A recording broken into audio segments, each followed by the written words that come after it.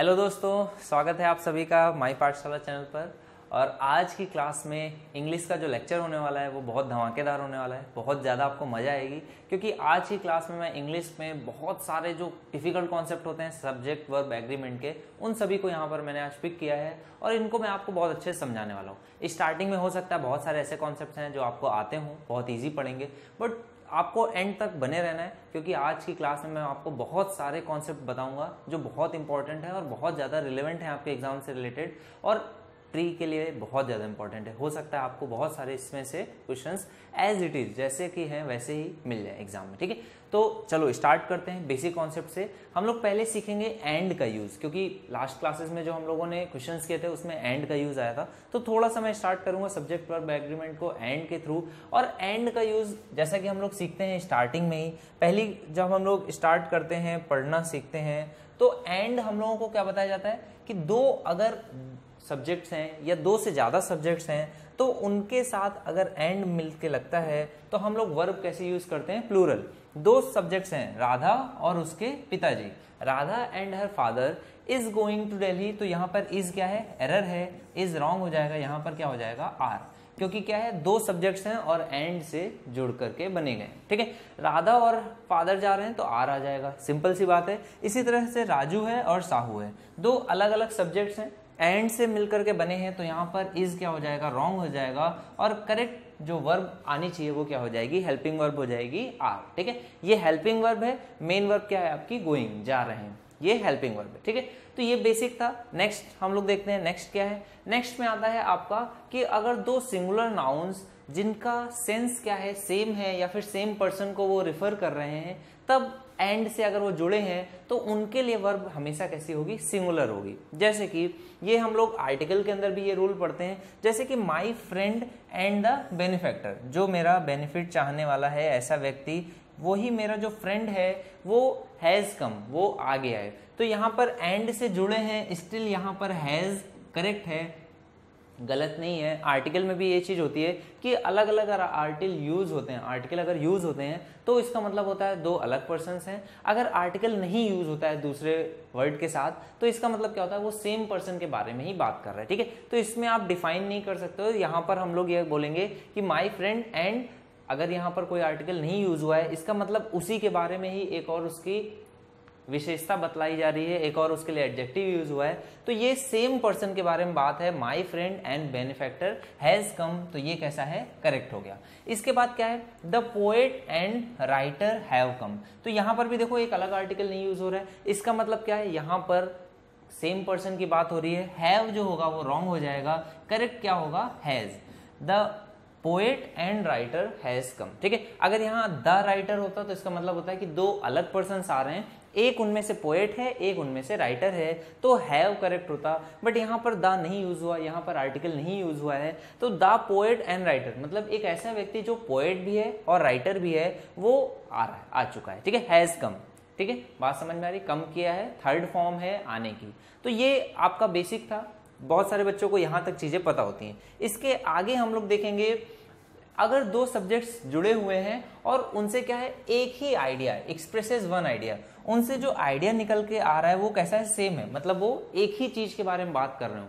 अगर दो वर्ड्स हैं जो एंड से जुड़े हैं और उनसे आइडिया सेम चीज का निकल के आ रहा है तो उसके लिए हम लोग सिंगुलर वर्ब यूज करते हैं। लेकिन अगर दो सब्जेक्ट्स जुड़े हुए हैं, वो भले ही एक जैसे लग रहे हो लेकिन उनका आइडिया, उनका मीनिंग जो है, उनका जो अर्थ है, अगर वो अलग अलग आता है तो वहां पर हम लोग प्लूरल वर्ब का यूज करते हैं। कैसे, दोनों ही एग्जांपल्स मैं आपको दूंगा। पहले एग्जांपल मैं यहाँ पर देता हूँ, the horse and the carriage. Carriage मतलब क्या है, घोड़ा गाड़ी, और यहाँ पर द हॉर्स, तो हॉर्स और घोड़ा गाड़ी एक ही साथ रहेंगे।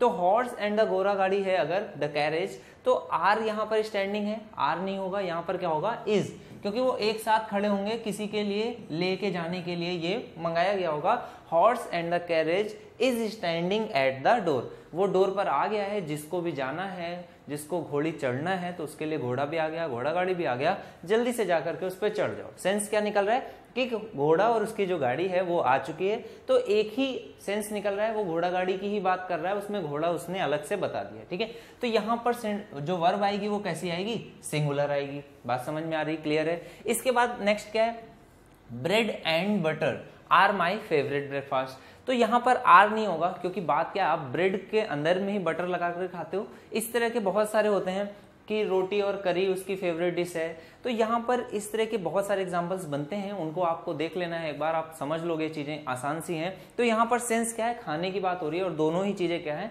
आप एक साथ मिला करके खाते हो, रोटी अलग से नहीं और बटर अलग से नहीं खाते हो। तो ब्रेड एंड बटर, तो इसके साथ वर्ब क्या आ जाएगी, सिंगुलर वर्ब आ जाएगी, इज माई फेवरेट ब्रेकफास्ट। ठीक है, यहां तक क्लियर है। अब इसके बाद ये आ जाता है थर्ड एग्जाम्पल, जहां पर क्या है, क्राउन एंड ग्लोरी।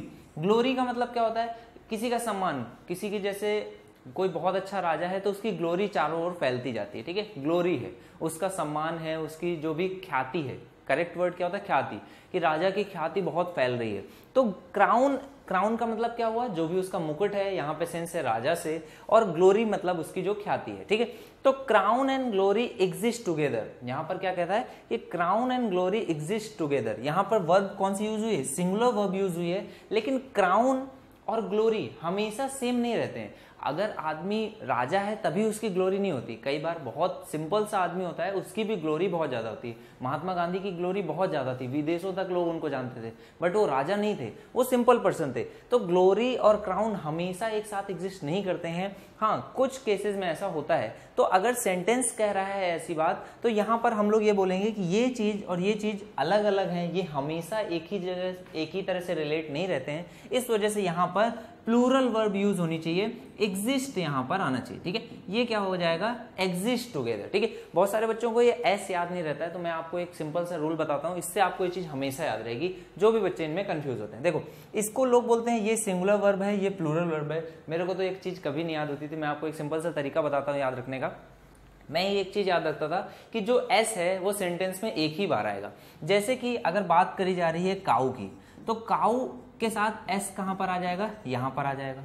ठीक है, यहां पर काऊ एक सिंगल है, तो यहां पर ये क्या हो गई, एस हो गया।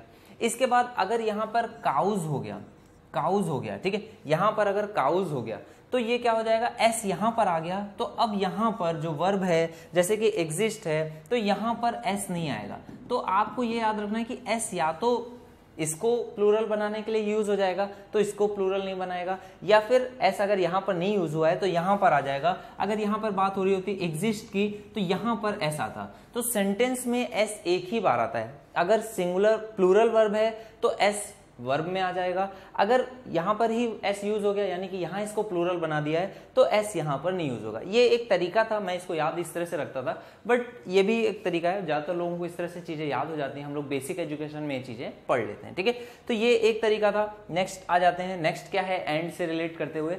एंड का जो वर्ब होती है वो हमेशा सब्जेक्ट के सेंस को आपको देखना होता है। अब जैसे कि ये एक सेंटेंस था, sweet and salty are the taste of this popcorn.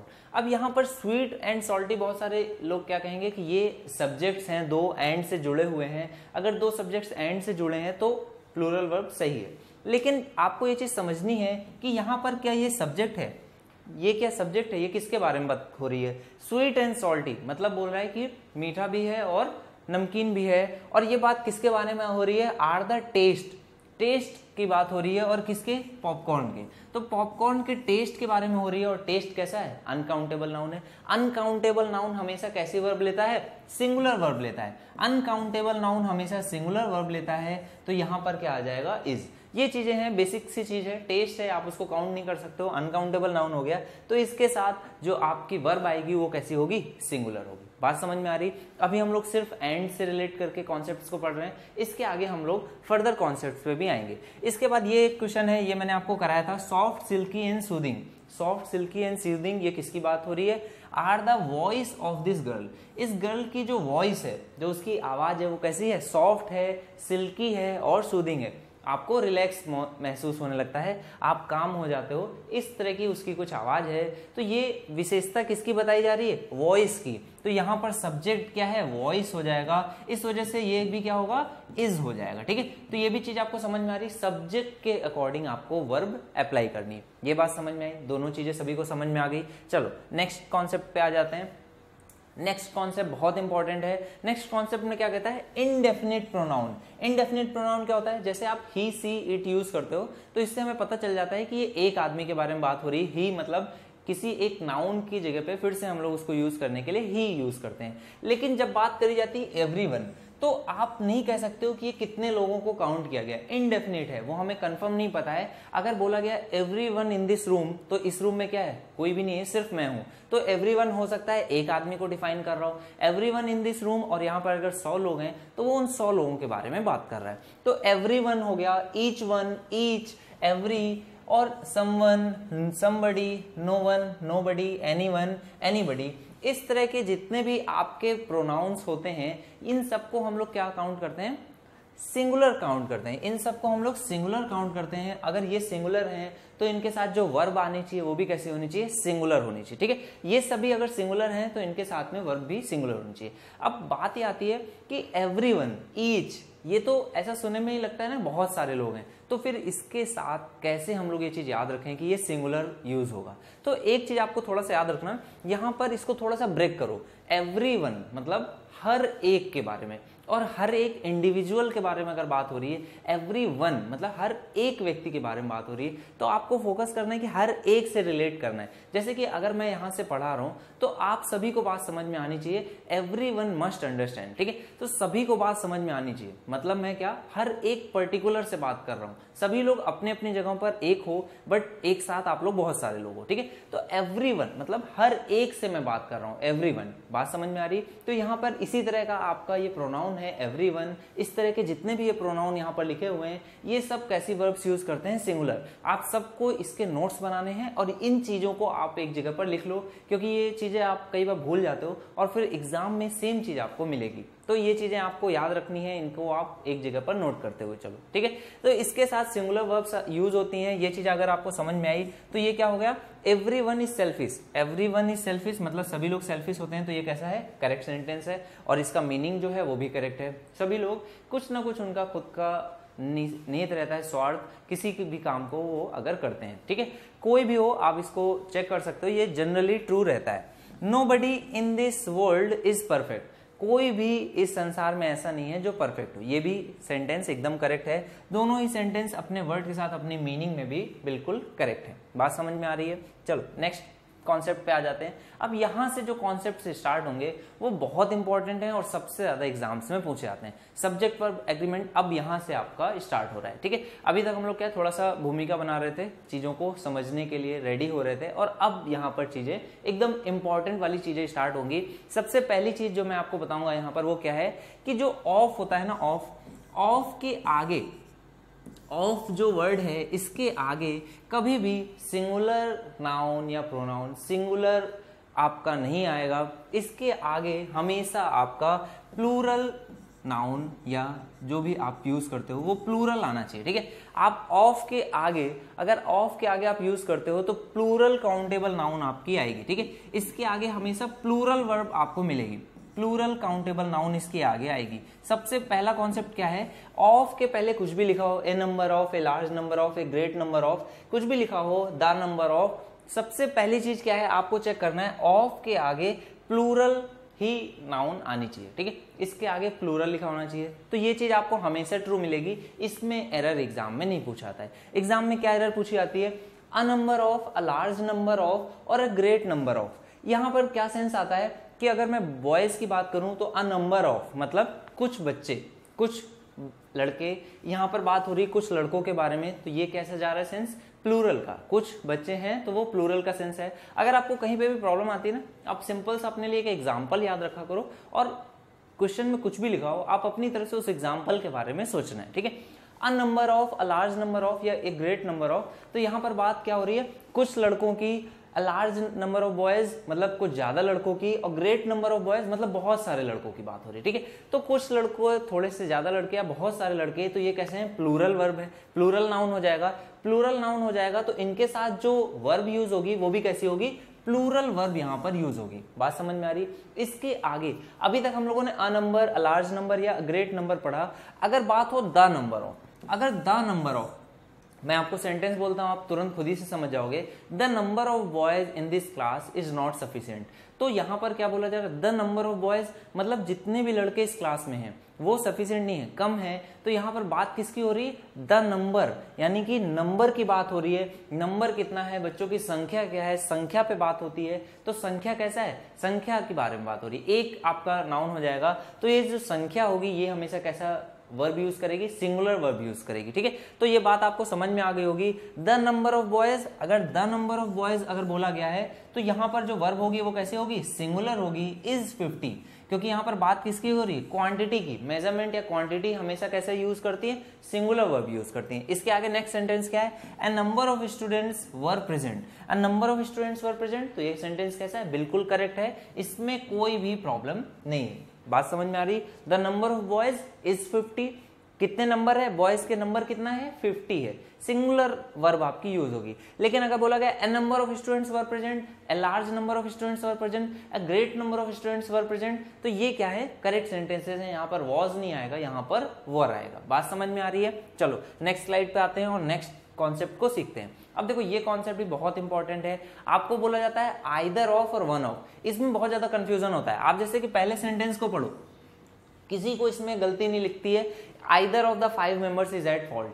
अब इसमें कुछ भी एरर नहीं लगती है, लेकिन एरर है क्योंकि आइदर हम लोग कब यूज करते हैं, आइदर दिस और दैट। तो हम लोग दो चीजों में जब कंपैरिजन करते हैं, दो में से किसी एक को हमें पिक करना होता है, तब हम लोग यूज करते हैं आइदर का। अगर यहाँ पर 5 मेंबर्स है, अगर यहाँ पर 5 मेंबर्स है, तो ये जो आइदर है ना, ये गलत हो गया। यहाँ पर करेक्ट क्या हो जाएगा, वन ऑफ द 5 मेंबर्स, ठीक है। आइदर यहाँ पे रॉन्ग हो जाएगा, यहाँ पे हो जाएगा वन ऑफ द 5 मेंबर्स। आपको जब भी दो लोगों में कोई चीज को चूज करना है तो आप हमेशा यूज करोगे आइदर का। आइदर का यूज आप कब करोगे, जब आपको एक व्यक्ति को चूज करना है, कितने में से, दो में से। दो में से जब किसी एक को चूज करोगे तो आइदर हिम और हिर, ठीक है। तो दो में से किसी एक को, अगर लड़का और लड़की है तो आइदर हिम और हर, इस तरह से आप चूज करोगे। लेकिन अगर दो से ज्यादा है तो आप कैसे चूज करोगे, वन ऑफ। वन ऑफ मतलब कि दो से ज्यादा बच्चे हैं, उनमें से किसी एक को आपको चूज करना है। वन ऑफ हमेशा किसके लिए यूज होगा, दो से ज्यादा के लिए, ठीक है। तो वन ऑफ समथिंग मतलब दो से ज्यादा यहाँ पर होना ही चाहिए। अगर दो में से आपको चूज करना है तो आपके लिए परफेक्ट क्या होगा, आइदर ऑफ, ठीक है। ये चीज आपको पता होनी चाहिए, आइदर ऑफ आपको यूज करना है। और इसके आगे वर्ब हमेशा कैसी रहती है, सिंगुलर रहती है, ठीक है। आपको या तो 5 में से किसी एक को चूज करना है तो वर्ब कैसी होगी, सिंगुलर, या फिर वन ऑफ 5 मेंबर्स, तब भी वर्ब कैसी होगी, सिंगुलर, क्योंकि चूज तो। चलो नेक्स्ट स्लाइड पे आ जाते हैं, नेक्स्ट कॉन्सेप्ट को देखते हैं, ध्यान से समझेंगे। नाइदर ऑफ भी सेम वे में ही चलता है जैसे आपका आइदर ऑफ था, वन ऑफ द मेंबर आपको चूज करना था। नाइदर में क्या है, दो में से जब किसी एक को आपको नहीं चूज करना है, तो नाइदर अगर है तो वहां पर कितने लोगों की बात होनी चाहिए, दो लोगों की। यहां पर बात कितने लोगों की हो रही है, 4 लोगों की। तो ये क्या हो जाएगा, रॉन्ग हो जाएगा। यहां पर आपको, क्योंकि इसको हम लोग चेंज कर नहीं सकते हैं, तो यहां पर गड़बड़ी होगी। यहां पर क्या आ जाएगा, नन ऑफ, ठीक है। तो इसका भी करेक्शन क्या हो जाएगा, नन ऑफ हिज 4 सन्स। और बात यहां पर भी सेम रहेगी, जो भी वर्ब आएगी वो कैसी होगी, सिंगुलर ही वर्ब रहेगी। यहाँ पास्ट टेंस में है तो वर्ब हम लोग नहीं चेक कर रहे हैं, बट यहाँ पर जो मेन चीज आपको देखनी है वो क्या है, अगर 4 लोग हैं तो वो कैसे हैं, दो से ज्यादा है, दो लोगों में बात होती है तो नाइदर की। दो से ज्यादा है तो बात किसकी होगी, नन ऑफ की, ठीक है। तो ये भी चीज आपको क्लियर हो गई होगी, आइदर ऑफ और वन ऑफ में से ही सेम उसका जस्ट नेगेटिव सेंस देता है, नाइदर ऑफ और नो वन ऑफ या नन ऑफ, ठीक है। नो वन फ्रॉम टू या फिर नन ऑफ, ठीक है। नन का भी यूज होता है, नन ऑफ मीन्स भी सेम रहता है, no one from more than 2, ठीक है। बात समझ में आ गई, क्लियर हो गया। चलो नेक्स्ट स्लाइड पे आ जाते हैं।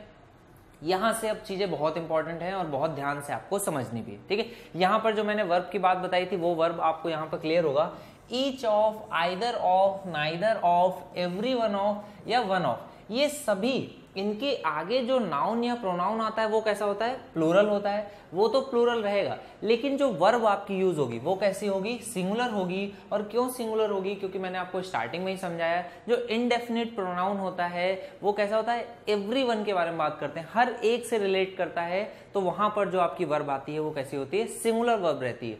बात क्लियर हो रही होगी। तो यहां पर हम लोग चेक करेंगे, each of the mangoes is ripe, हर एक जो मैंगो है, हर एक जो आम है वो कैसा है, पक चुका है। तो इज क्या होगा, करेक्ट होगा। Each of the mango is ripe मतलब बिल्कुल करेक्ट सेंटेंस है, इसमें कोई भी गलती नहीं है, ठीक है। नेक्स्ट क्या है, one of them has played well, ये भी करेक्ट है क्योंकि वर्ब कैसी यूज हुई है, सिंगुलर वर्ब यूज हुई है। सिमिलरली आगे देखेंगे, the teacher asked the students if every one of them, अब देखो इस तरह के सेंटेंसेस आपके एग्जाम में आते हैं, सेंटेंस बहुत लंबा सा लिखा होता है, आप सोच रहे होते हो इसमें कैसी एरर होगी, डिफिकल्ट सी होगी, बट बहुत इजी एरर होती है। और कैसे, if every one of them, तो every one of them verb लिख दिया।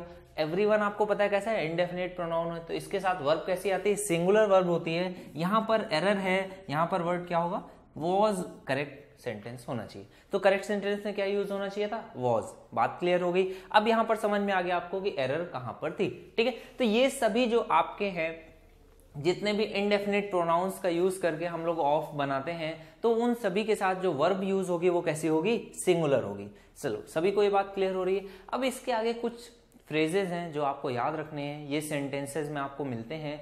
इनमें जो वर्ब आती है वो किसके अकॉर्डिंग होती है वो मैं आपको यहाँ पर समझा रहा हूँ। यहाँ पर जनरली दो सब्जेक्ट्स आपके यूज होते हैं, जैसे कि एक फ्रेज होता है नाइदर एक सब्जेक्ट नॉर दूसरा सब्जेक्ट, ठीक है। Neither Ram nor Shyam, neither Ram nor Hari, इस तरह के जैसे सब्जेक्ट के फ्रेजेस आपको एक सेंटेंस में मिलते हैं, तो आपको जो वर्ब होती है वो चेक करना रहता है कि वो फर्स्ट सब्जेक्ट के अकॉर्डिंग होगी या सेकंड सब्जेक्ट के। ये एग्जाम में सबसे ज्यादा पूछा जाता है। ये जो चीजें हैं ये हम लोग कंजंक्शंस में भी पढ़ेंगे, कंजंक्शंस में दूसरी तरह से एरर बनती है। अभी हम लोग सब्जेक्ट वर्ब एग्रीमेंट पढ़ रहे हैं, तो यहाँ पर एरर मैं आपको बताऊंगा किस तरह से बनती है। वर्ब किस सब्जेक्ट के अकॉर्डिंग यूज करनी है ये मैं आपको आज की क्लास में सिखाता हूँ। देखो नाइदर नॉर अगर यूज होता है, आइदर और यूज होता है, not only but also use होता है, नॉर यूज होता है, और यूज होता है, या फिर नन बट यूज होता है। इन अगर इतने फ्रेजेस आपको एग्जाम में मिलते हैं, अगर आपको किसी भी सेंटेंस में ये फ्रेजेस मिलते हैं, तो इनमें जो वर्ब होती है वो जो भी इनके सब्जेक्ट नियरेस्ट होता है, इनमें जो वर्ब होती है वो किसके अकॉर्डिंग चलती है, नियरेस्ट सब्जेक्ट, जो भी वर्ब के सबसे पास में जो सब्जेक्ट होता है उसके अकॉर्डिंग वर्ब रहती है। जैसे कि अगर आपको ये फ्रेजेस दिखते हैं, तो जो आपकी वर्ब होगी वो इनके सबसे पास में सब्जेक्ट कौन सा है, ये वाला, इस सब्जेक्ट के अकॉर्डिंग ये वर्ब होगी। तो सेंटेंस क्या कह रहा है, neither Ram nor his parents have come, तो ना तो राम आया ना ही उसके पेरेंट्स, उसकी फैमिली से कोई आया। तो यहाँ पर सब्जेक्ट जो नियरेस्ट है वर्ब के वो क्या है, neither his parents nor his parents. तो हिज पेरेंट्स यानी कि प्लूरल है, तो वर्ब भी किस अकॉर्डिंग क्या होगी, प्लूरल होगी। ये भी प्लूरल हो जाएगी और ये प्लूरल रहेगी, तो ये कैसा सेंटेंस हो गया, ये सेंटेंस बिल्कुल करेक्ट हो गया। बात समझ में आ गई। इसके आगे क्या कह रहा है, आइदर राम और हिज फ्रेंड्स। आइदर और में भी आपको पता है जो वर्ब आती है वो किस अकॉर्डिंग आती है, जो भी उसके नियरेस्ट सब्जेक्ट है उसी के अकॉर्डिंग आती है। तो यहाँ पर क्या है, हिज फ्रेंड्स है, उसके दोस्तों के बारे में बात हो रही है, तो यहाँ पर भी जो वर्ब है वो कैसी है, प्लूरल होगी, और ये भी क्या है, करेक्ट सेंटेंस है, इसमें भी कोई भी रॉन्ग नहीं है।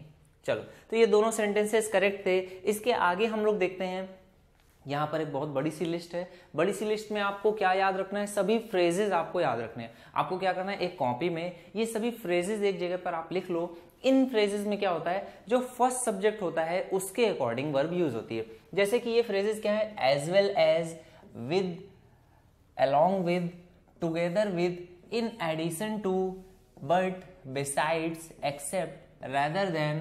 यहां पर भी दो आपको सब्जेक्ट्स मिलेंगे और बीच में ये फ्रेज आपको मिलेगा, accompanied by, like, unlike, no less than या फिर nothing but। ये अगर आपको फ्रेजेस किसी भी सेंटेंस में मिलते हैं तो जो फर्स्ट सब्जेक्ट होगा आपकी वर्ब उसी के अकॉर्डिंग रहेगी। यहां पर नियरेस्ट वाला कॉन्सेप्ट नहीं चलता है। अगर ये फ्रेजेस हैं तो आपको क्या याद रखना है, जो फर्स्ट सब्जेक्ट होगा उसके अकॉर्डिंग आपकी वर्ब आएगी, ठीक है। इसको अभी आपको छोड़ना है, इसके बारे में अभी 1 मिनट में एक्सप्लेन करूंगा।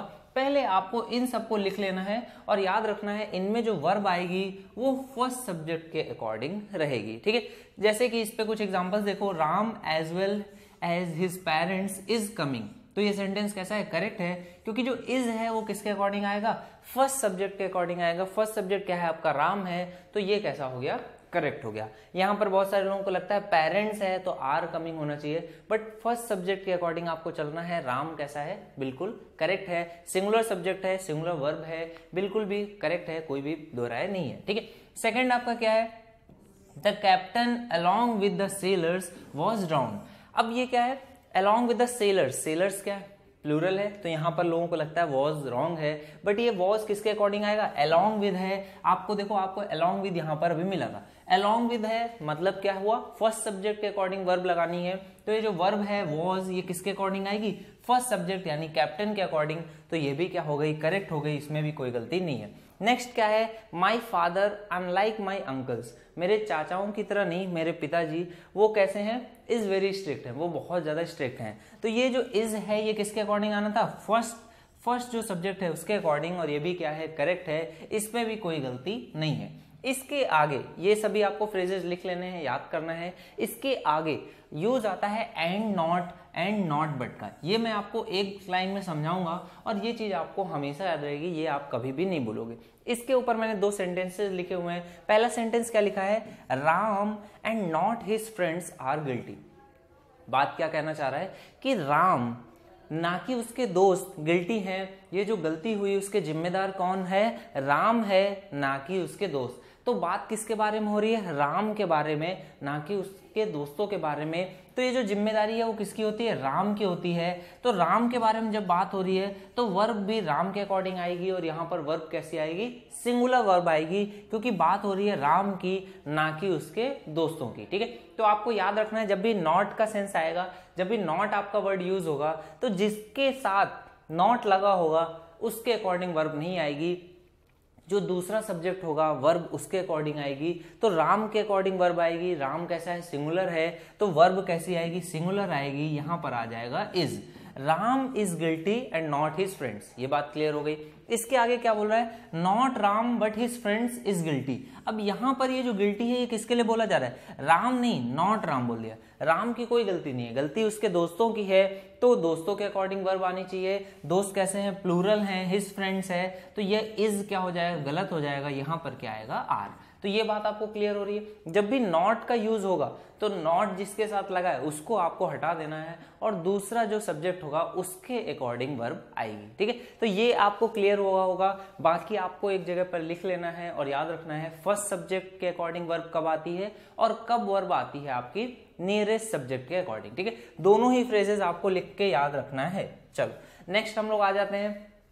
अब देखो ये हम लोगों ने अभी पढ़ा था कि ए नंबर ऑफ के बाद जब भी आपका कोई भी सम काउंटेबल नाउन आता है तो वहां पर क्या जो वर्ब होती है वो कैसी होती है, सम काउंटेबल नाउन आता है इज ऑलवेज प्लूरल। ये कैसा होता है, ऑलवेज प्लूरल वर्ब यूज करता है। लेकिन अगर द नंबर ऑफ की बात करते हैं, काउंटेबल नाउन आती है, तो ये कैसा होता है, हमेशा सिंगुलर। इसका मैंने आपको यूज भी समझाया कि द नंबर ऑफ सो क्या करता है, कितनी संख्या में, सिर्फ संख्या की बात करता है। द नंबर मतलब उस संख्या के बारे में। तो संख्या कैसी है, काउंटिंग है। काउंटिंग हमेशा यानी कि क्या हो जाएगा, ये सिंगुलर रहेगा। लेकिन अगर अ नंबर ऑफ या अ ग्रेट नंबर या लार्ज नंबर ऑफ की बात कर रहा है तो ये कैसा होगा, प्लूरल रहेगा। तो ये कैसा है, करेक्ट है, इज भी करेक्ट है। तो ये दोनों सेंटेंसेस मैंने एक बार फिर से आपका रिवीजन रहे इसके लिए लिखा है ताकि ये चीजें आपको याद रहनी चाहिए। ठीक है, तो ये कैसा है, करेक्ट सेंटेंस यूज हुआ है। इसके आगे क्या बोल रहा है, the singular verb form is usually used for units of measurement. यहां पर मैं जो बात आपको बोल रहा था कि जब भी हम लोग यूनिट्स या मेजरमेंट के लिए बात करते हैं तो सिंगुलर वर्ब यूज करते हैं। जैसे कि यहां पर 5 gallons of oil was required to get the engine running.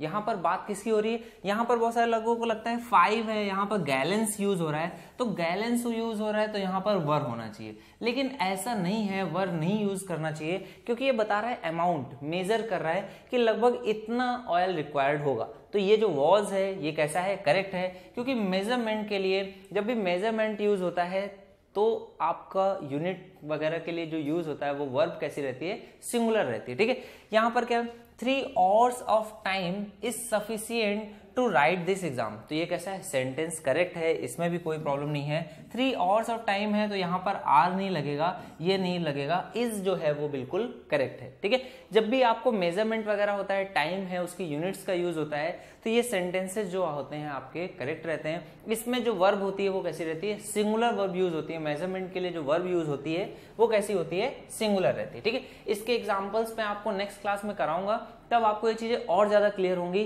तो जो भी बच्चे इसको क्लास को पढ़ रहे हैं कॉन्सेप्ट्स के लिए, उससे आप नोट्स बनाओ, उनको एक बार एक दिन का आपको टाइम मिलता है, रिवाइज करो, और उसके बाद अगली क्लास जब भी आपकी होगी तो वहां पर हम लोग इसको क्या करेंगे, डिस्कस करेंगे, उस पर बेस्ड बहुत सारे एग्जाम्पल्स मैं आपको लाऊंगा ताकि वो चीज़ें आपको क्लियर हो। क्योंकि जब एक साथ अलग अलग कॉन्सेप्ट पे आप एग्जाम्पल सॉल्व करते हो तब वो चीज़ें आपको ज़्यादा अच्छे से समझ में आती हैं और वो आपके दिमाग में भी बहुत अच्छे से बैठ जाती हैं। ठीक है, इसके आगे क्या कह रहा है, व्हेन एनी ऑफ, इनमें से कोई भी आपको मिलता है, मैनी, सेवरल, बोथ या फिर ऑल या सम, और ये किसके साथ यूज होते हैं, अगर काउंटेबल नाउन के साथ यूज होते हैं तो वर्ब कैसी होती है आपकी, प्लूरल रहती है। अगर ये मैनी है, सेवरल है, बोथ है, ऑल या सम अगर यूज हो रहे हैं कैसे, काउंटेबल नाउन के साथ, तो जो वर्ब यूज होगी वो कैसी होगी, प्लूरल होगी। जैसे कि some men are needed for the battle, तो सम मेन नीडेड है बैटल के लिए, तो ये कैसा सेंटेंस है, करेक्ट है। Several people were there at the party, बहुत सारे लोग वहां पर थे, तो ये बहुत सिंपल सा सेंटेंस है, बहुत सिंपल से आपके रूल्स हैं कि सेवरल यानी कि बहुत सारे, एक से तो अधिक की बात हो रही होगी, तो यहाँ पर जो वर्ब आपकी यूज होती है वो कैसी होती है, प्लूरल रहती है। ये बात क्लियर हो गई होगी, एकदम बेसिक सी चीज है, जो वर्ब होगी वो आपकी कैसी रहेगी, प्लूरल। ठीक है, नेक्स्ट आपका क्या बोल रहा है कि जब any of the few, many, several, both, all, some, अगर ये यूज होता है किसके, अगर ये किसके साथ यूज होता है, अनकाउंटेबल नाउन के साथ। ठीक है, देखो फ्यू का यूज अनकाउंटेबल नाउन के साथ नहीं होता है, यहाँ पर ये एरर है, आप फ्यू वाटर नहीं बोलते हो, है ना, तो फ्यू का यूज नहीं होगा।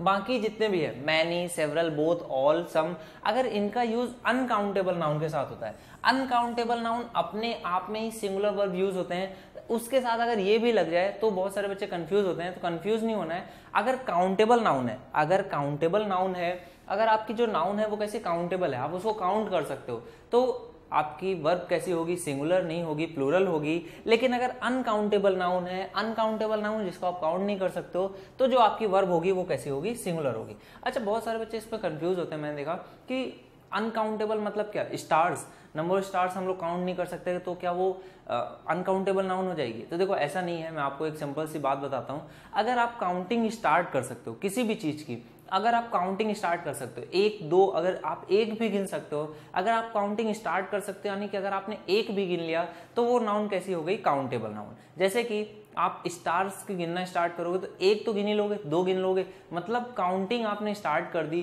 तो वो सभी नाउन कैसे हैं, काउंटेबल हैं। अगर आप काउंटिंग स्टार्ट ही नहीं कर पा रहे हो, जैसे कि पानी है, तो पानी आप काउंट नहीं कर सकते हो कितना है, तो इस जगह पर काउंटिंग नहीं स्टार्ट कर सकते हो, ऐसी नाउन्स कैसी होती हैं, अनकाउंटेबल। ठीक है, वाटर हो गया, टेस्ट हो गया, ये सभी कैसी हैं, अनकाउंटेबल नाउन है, इनको हम लोग काउंटिंग स्टार्ट ही नहीं कर सकते। बात समझ में आ रही है। तो अनकाउंटेबल नाउन को हम लोग जिसको काउंट ही नहीं कर सकते उसको सिंगुलर मानते हैं, प्लूरल मान ही नहीं सकते, क्योंकि उसको काउंट ही नहीं कर पा रहे हैं, तो हम लोग बता ही नहीं पा रहे हैं प्लूरल है या नहीं, तो सिंगुलर में उसको रख देते हैं। इसी तरह से इनडेफिनिट प्रोनाउंस भी थे, मैंने आपको बताया एवरीवन, अब हमें पता ही नहीं है कितने हैं, तो इसलिए हम लोग उनको क्या कर देते हैं, सिंगुलर में ही रख देते हैं, सिंगुलर की तरह उन्हें ट्रीट करते हैं। ठीक है, तो ये चीज आपको याद रखनी है कि अगर ये मैनी, सेवरल, बोथ, ऑल, सम भी यूज हुआ हो अनकाउंटेबल नाउन के पहले, तो भी जो आपकी वर्ब आएगी वो कैसी रहेगी, सिंगुलर ही रहेगी।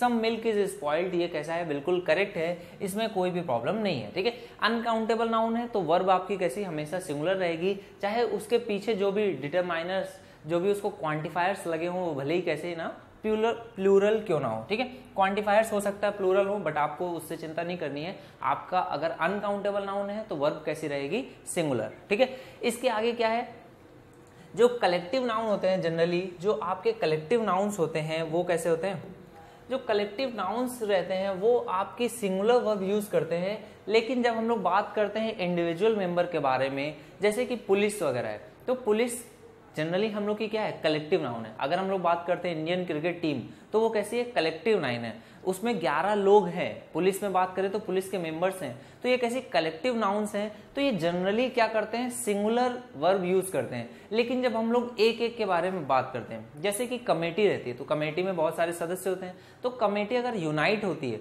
तो हम लोग क्या बोलते हैं, उसके साथ सिंगुलर नाउन यूज होगा। लेकिन अगर उनमें दोहराए होती है, उनमें आपस में मतभेद होता है, तो हम लोग ये क्या कहना चाह रहे हैं, उनकी पर्टिकुलर हर एक के मत के बारे में बात कर रहे हैं। ठीक है, तो कमेटी का अगर आपस में मतभेद होता है तो हम लोग यूज करते हैं प्लूरल वर्ब। अगर सभी यूनाइट होकर के, यूनैनिमस होकर के एक मत देते हैं, तो वहां पर हम लोग कमेटी को एक सदस्य मानते हैं, कलेक्टिव नाउन मानते हैं, और वहां पर हम लोग उनके लिए सिंगुलर वर्ब का यूज करते हैं। ठीक है, तो वही सेंटेंस यहां पर भी कहना चाह रहा है कि जो जनरली कलेक्टिव नाउन होती है वो कैसी सिंगुलर वर्ब यूज करती हैं, लेकिन जब हम लोग इंडिविजुअल मेंबर, जो भी कलेक्टिव नाउन का इंडिविजुअल मेंबर है उसके बारे में अगर बात करते हैं, या फिर उनमें डिफरेंस है ओपिनियन में, अगर उनके डिफरेंस है ओपिनियन में, तो वहां पर हम लोग क्या है, मेंबर्स क्या हो जाते हैं, प्लूरल वर्ब यूज करते हैं। प्लूरल वर्ब उस केस में यूज करनी पड़ती है। बात समझ में आ गई?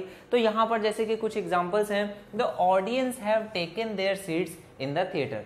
अब यहाँ पर जो बात हो रही है वो कैसी हो रही है, सभी के बारे में बात हो रही है, हर एक पर्सन के बारे में बात हो रही है कि ऑडियंस लगभग सभी लोगों ने ही क्या कर लिया होगा, सीट में बैठ गए होंगे। तो यहाँ पर एक एक के बारे में बात नहीं हो रही है, अलग अलग नहीं हो रही है, सभी लोगों के बारे में बात हो रही है कि ऑडियंस ने जैसे ही मूवी स्टार्ट हुई होगी सभी लोग अपनी अपनी सीट्स में बैठ गए होंगे। तो यहाँ पर क्या यूज होगा, हैज यूज होगा, audience has taken their seats in the theatre. और यहाँ पर क्या, the committee are divided in their opinion. तो कमेटी कैसे है, डिवाइडेड है, मतलब सबके अलग अलग मत हैं। तो यहाँ पर जो और आर है वो कैसा है, करेक्ट है। कमेटी अपने अपने विचारों में, सबके विचार अलग अलग हैं, तो ये डिवाइडेड है, तो यहाँ पर ये सेंटेंस कैसा है, करेक्ट है, क्योंकि सबके अलग अलग मत है। डिफरेंस इन ओपिनियन आ गया तो ये कैसे है, प्लूरल वर्ब यूज होगी। यहाँ पर ये सेंटेंस क्लियर हो रहा है। लेकिन जैसे मूवी स्टार्ट होगी, ऑडियंस ने क्या कर ली होगी, अपनी सीट पे बैठ गए होंगे, पहले भले ही वो लोग घूम रहे हो, लेकिन जैसे मूवी स्टार्ट होगी वो क्या करेंगे, बैठ जाएंगे। तो यहाँ पर ऑडियंस एक कलेक्टिव नाउन की तरह यूज होगा, the audience has taken their seats in the theatre, वो उस समय पर बैठ चुकी होगी। ठीक है, तो यहाँ पर ये सेंटेंस आपको क्लियर हुआ। तो ये कलेक्टिव नाउन का था। इसके ऊपर और भी ज्यादा हम लोग पढ़ेंगे नाउन जब हम लोग पढ़ेंगे। अभी हम लोग सब्जेक्ट वर्ब एग्रीमेंट पढ़ रहे हैं, तो वर्ब किस अकॉर्डिंग आती है वो मैंने यहाँ पर आपको क्लियर किया। ठीक है, तो ये आज का लेक्चर हम लोग यहीं पर समाप्त करते हैं। इसके आगे हम लोग इस पे बहुत अच्छे 30 क्वेश्चंस का मैं एक सेट बनाऊंगा, उस पे हम लोग डिस्कस करेंगे, और वहां पर आपकी और ज्यादा प्रैक्टिस होगी। इन सभी रूल्स को आपको एक जगह पर लिख लेना है, रिवाइज करते रहना है, और जब प्रैक्टिस कराऊं तो मेरे से पहले आपको इनके आंसर्स देने हैं। ठीक है, तो इसी तरह से हम लोग पढ़ते रहेंगे। इंग्लिश में आपको मजा आने लगेगा, चीजें समझ में भी आएंगी। और जिन बच्चों के 30 पे स्कोर रुक जाता है प्रीलिम्स में, उनका स्कोर 40-45 के अबव भी आएगा। ठीक है, आपको भरोसा रखना है, जो चीजें मैं आपको बता रहा हूँ सेम आपके एग्जाम में मिलेगी, कुछ भी डिफरेंट नहीं मिलेगा। ठीक है, तो आज के लेक्चर को यहीं पे फिर मिलते हैं नेक्स्ट क्लास में। Thank you for watching.